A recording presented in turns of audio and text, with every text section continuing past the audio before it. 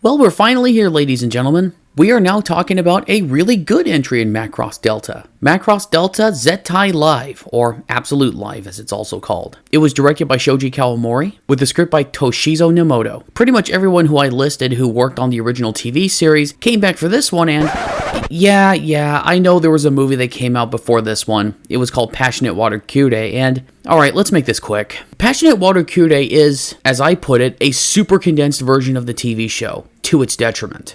If anything, it kinda reminds me of the Zeta Gundam New Translation trilogy of films that condenses the TV series Mobile Suit Zeta Gundam into 3 90-minute movies.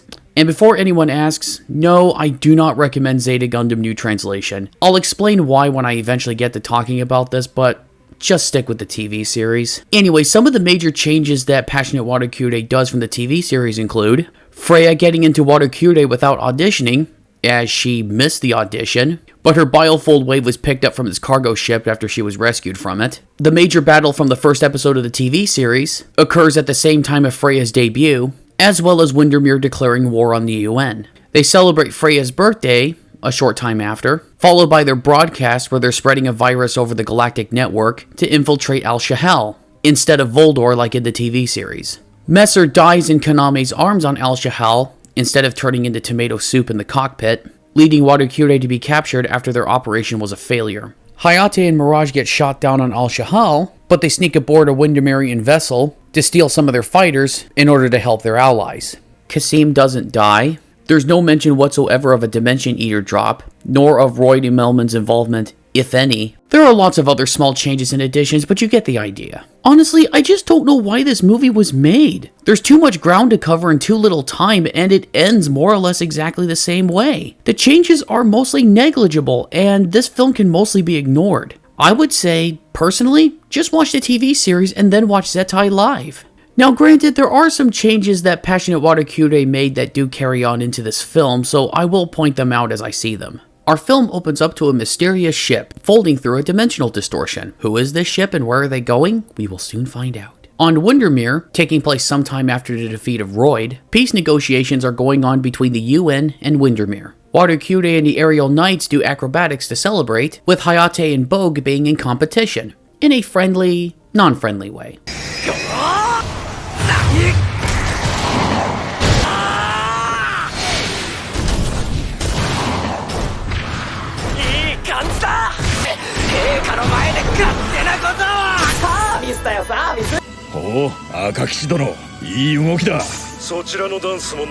You could already tell right from the very beginning here that the animation is much better than in the TV series.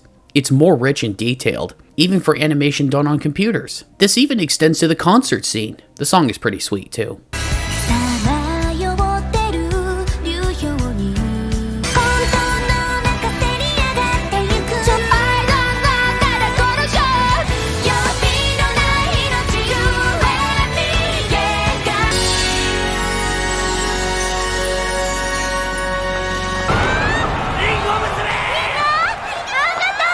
Following that, Water Kyurei is being given a tour of the countryside, more specifically, Ravengrass Village, the town where Freya grew up in, which is also the town she ran from to avoid being married off by the mayor. There's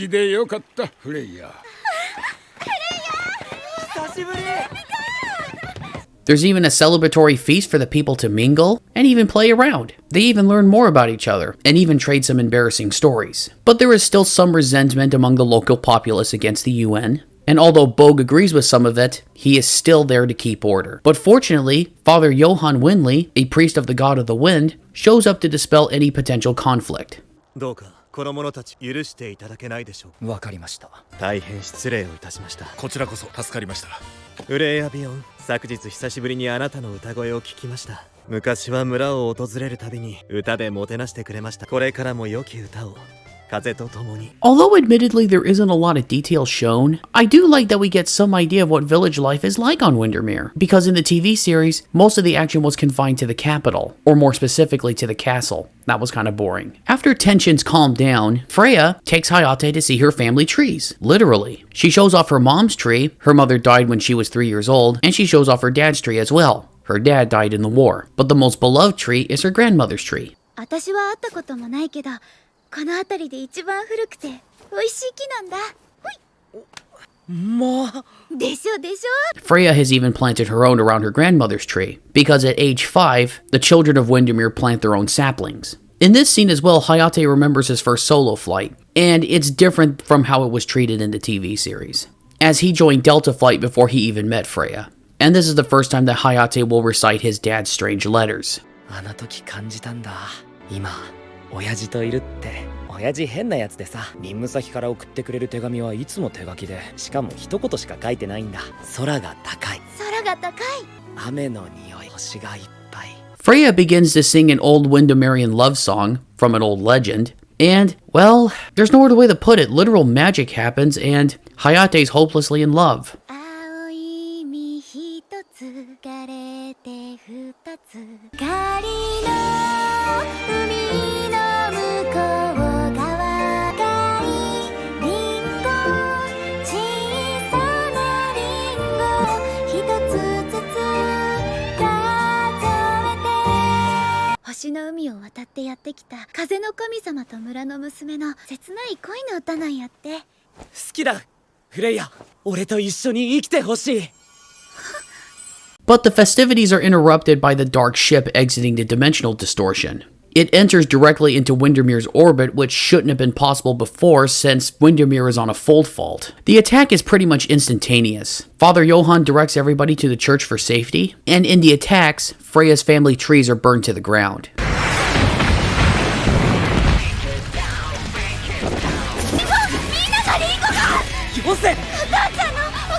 Delta Flight and the Aerial Knights counterattack, but the ghost fighters from the enemy ship prove to be incredibly difficult. Prince Heinz's capital ship fires on the enemy, but it doesn't work, leaving Heinz to use the Song of the Wind to defend his own ship. ハインズ様のためにも敵に手法を打たせるな。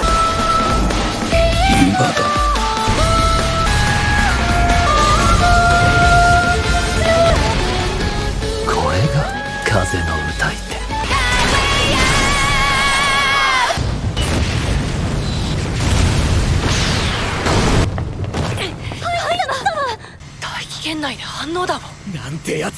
Even with Waterkyure singing to counteract the enemy siren, things continue to get worse and worse. But then backup arrives in the form of another Macross vessel.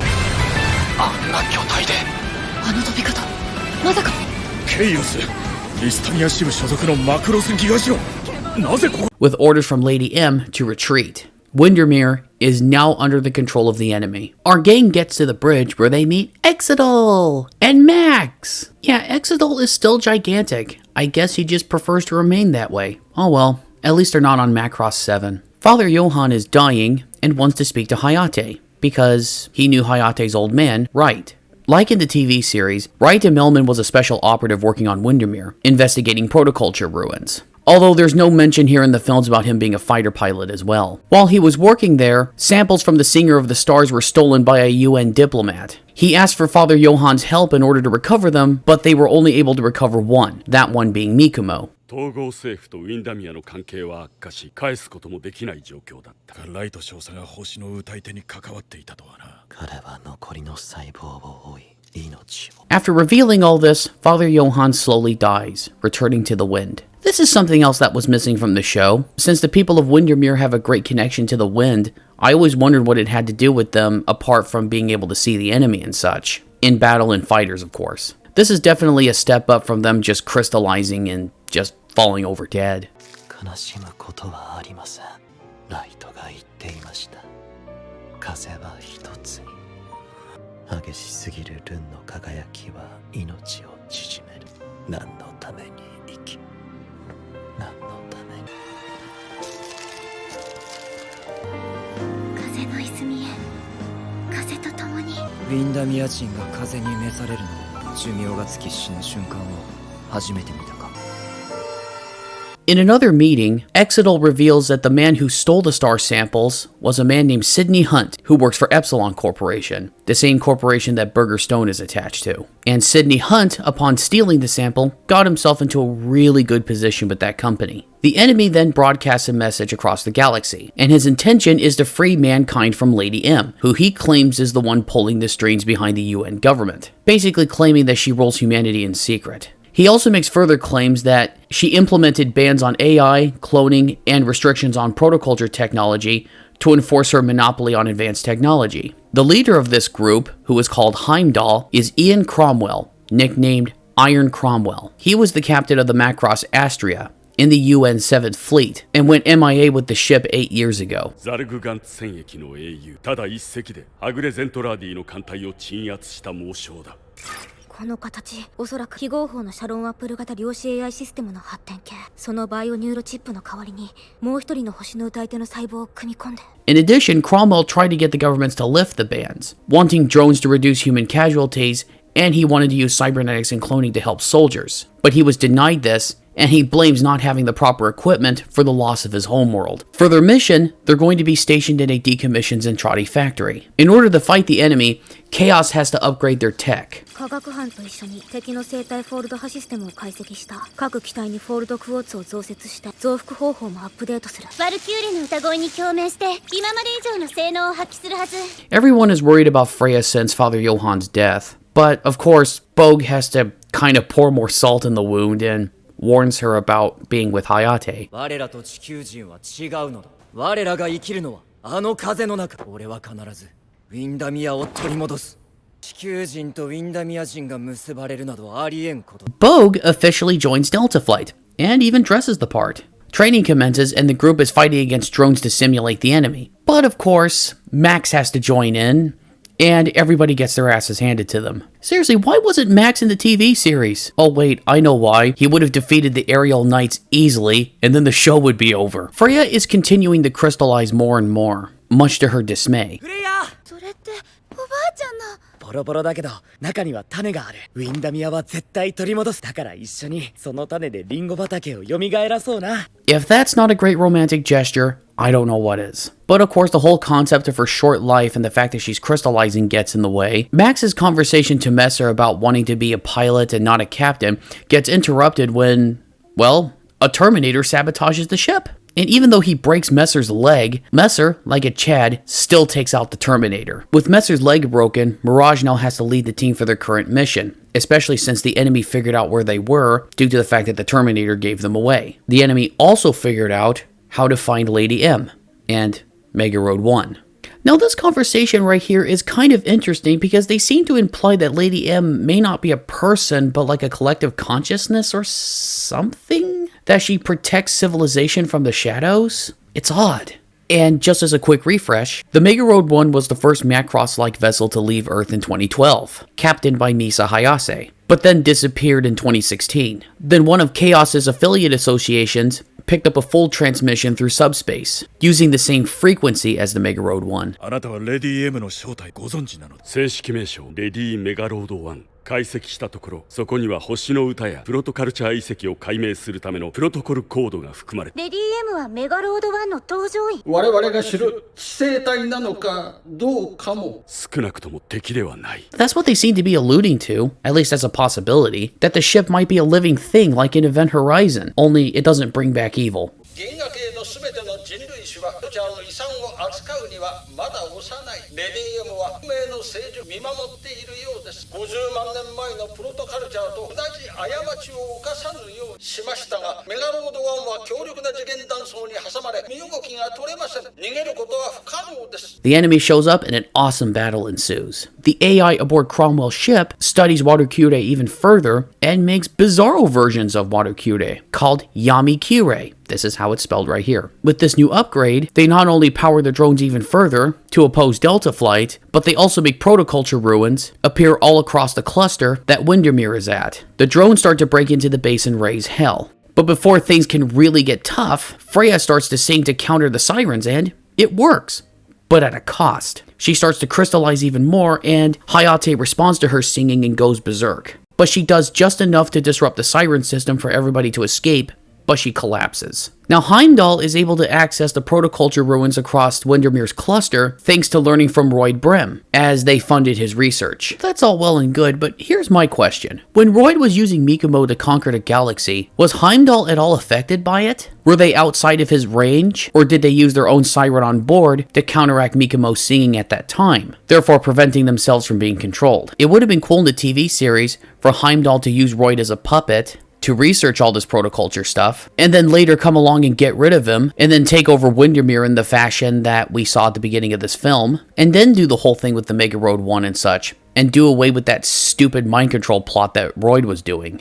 Okay, to be honest, I don't know if that would have worked completely in the TV series. I just felt it would have added an additional dimension to the story, to the conflict of the UN versus Windermere, rather than just rehashing the villain plot of Macross Frontier. Freya is taken to the ICU and is taken off the next mission. これはやはやが持ってきたリンゴの種。インダミアに持って帰るべし。フレイヤがもう歌えない。生体フォルド波の高まりに耐えられるかどうか。このままでいられるんですか。わからない。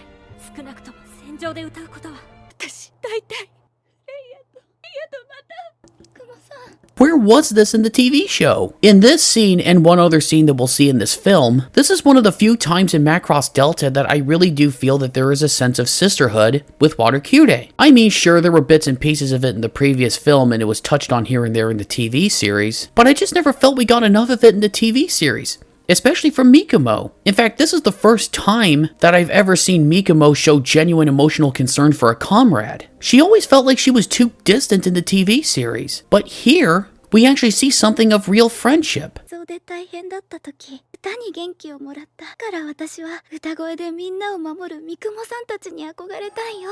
どんなことがあっても私はアルキューレだからね。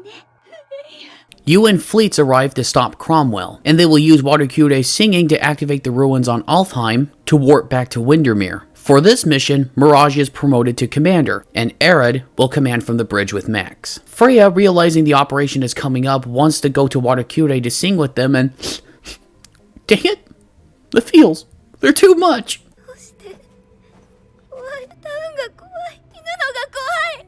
アルキューレなに歌声でみんなを守るワルキューレな。どうしたらいい。どうしようハヤテ。もう歌うな。ハヤテは空を飛ばんで生きていけるんかね。ウィンダミアは俺が絶対守る。お前に生きてほしい。お前と一緒に生きたいんだ。I don't even cry during videos. What's wrong with me? I'll tell you what's wrong with me. I love too much. Dance with me. Dance the dance of life.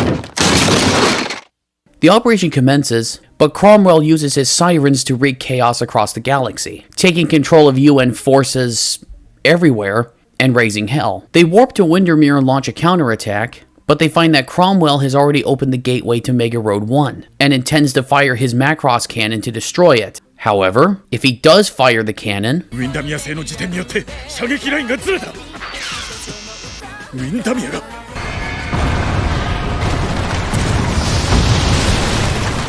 So Delta Fight and Water Kyurei decide to jam all full transmissions, including theirs, therefore rendering their singing useless, but also that of the sirens, allowing for the gateway to be closed. With that done, Max orders all Macross cannons to fire on Cromwell's ship, but it doesn't work, as the sirens are still able to sing, and are able to protect the ship. They're even able to reopen the gate to Lady M, so now, in order to stop Cromwell, they'll have to destroy the ship from within. But how, you wonder? They'll have to use Little Kairos' Plus's power with their singing to break through the dimensional barrier on the enemy ship. Whoa, wait a minute. What's Little Kairos? Believe it or not, I was actually confused by this when I first saw this movie. But this is going back to about 40 minutes into the film. It's basically Delta's Valkyries, such as the one that Hayate is piloting, that has been updated with more fold quartz to react to Water Kyurei's singing. 衝撃に備えよう。主砲エネルギー充填 75%。このままじゃメガロード1が。 Things really start to get desperate. But then two things happen. One, Bogue is becoming more and more impressed with Hayate's resolve to save Windermere. And secondly, despite her illness, Freya vows to sing to the end and never give up. We, as well as Warukire, completely feel for her. This was the other scene that I was talking about earlier, that moment of sisterhood that we never saw very much of in the show. But here, along with the scene with Mikumo, it's incredibly effective. Heck, it even begins to affect the sirens on the enemy ship, too. 何のために生き、何のために歌うのか。ごめんなさい、ヨハン様。ごめんね。やって、私は歌う。私行きたい。カナメさんと一緒に、クモさんと、アキナさんと、レイナさんと一緒に行きたい。みんなと一緒に行きたい。諦めない、諦めない、諦めないや。飛んでハヤテ。私歌う。ウィンダミアを、リンゴ畑を俺たちの手で絶対取り戻す。恋焦がれた光に寄り添う。見える、風が見える。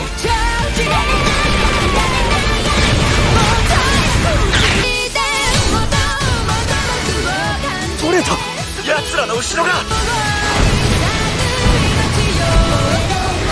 Max then leaves to go out and fly, and leaves Aerith in charge. あなたとは長い付き合いですが、今までで最も優れた判断かと。 Kinda reminds me of this scene in Star Trek 2.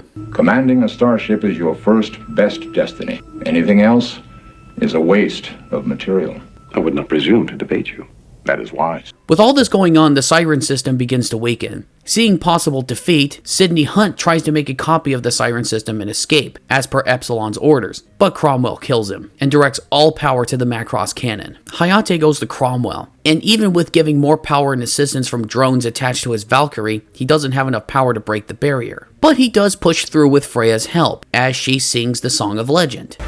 青い実一つ惹かれて二つ遠い記憶に伝説の歌行く道もとても幸せだから愛の歌を届けよう思い命が燃える喜びをこれは伝説のルンの花が。大きな胸に抱かれてる闇キューレが私たちの歌を体が燃える一緒に飛ぼう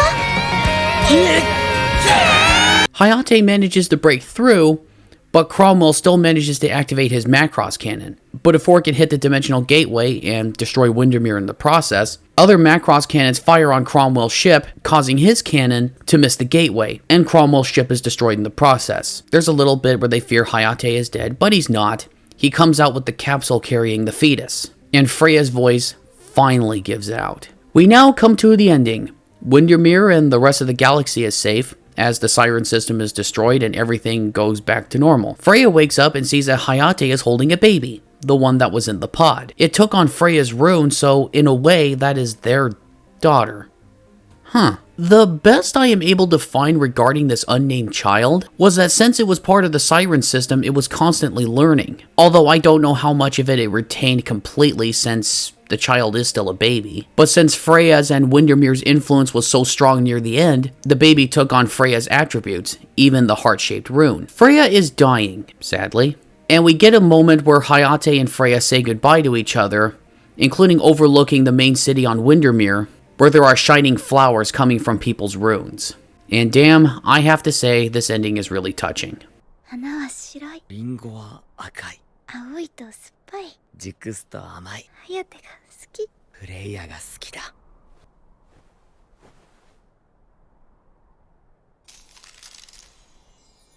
ありがとうフレフレ私たちは5人で一つのワルキューこれからも命の歌を歌おう Yeah, there's really not much to say here, except we get a scene at the end, in which we see that Hayate is now living on Windermere and is raising the unnamed child, and she has more or less taken on Freya's personality. 花は白い香りは優しい。ハヤテは空を飛ぶフレイヤは歌う。私も歌う覚悟するんよ Macross Delta Zettai Live certainly isn't a perfect movie. The story probably could have been fleshed out more in an OVA format, with about 4 or 5 episodes. The villain, i.e. Cromwell, could have been developed more. And I have to say, I hope Heimdall will be brought into another Macross series, especially with their opposition to Lady M. Heck, I just want a whole series about the Mega Road 1. I want to find out what happened to Hikaru and Misa. And while this does function as an ending to the TV series as well, to a certain degree, I wish it was more of a conclusion to the TV series. As it stands, it's more of a sequel to Passionate Water Kyurei, which is an alternate theatrical version of the TV series. With that said, Zettai Live is awesome. It shows what the Macross Delta TV series really could have been. It actually did a lot of things right. It presented a lot of new stuff, while reusing concepts from the TV series of course, while linking back to some really cool Macross history. Again, not only does this thing actually feel like it gives the series a proper conclusion, but it gives me more of what I was wanting from the TV show. But because I was more or less distracted by how dumb the villain plan was, as well as the non-ending of the TV series, I more or less forgot to talk about them. I love how this movie shows a kind of sisterly bond between the singers of Water Kyurei. I love how the romance between Freya and Hayate is brought to more intense heights, arguably making this the first love story in Macross history to really end tragically. That I know of. I haven't read any of the novels or the manga that have been released in Japan. I was also a fan of them making Bogue more than just a passionate, angry man that he was in the show. I enjoyed seeing him mellow out a bit, and develop friendships with Delta Flight. And of course, throwing in classic characters is always a bonus. Also, in terms of conflict, I just felt that there was more at stake here. And despite the movie's short runtime, I was completely invested. Macross Delta Zettai Live is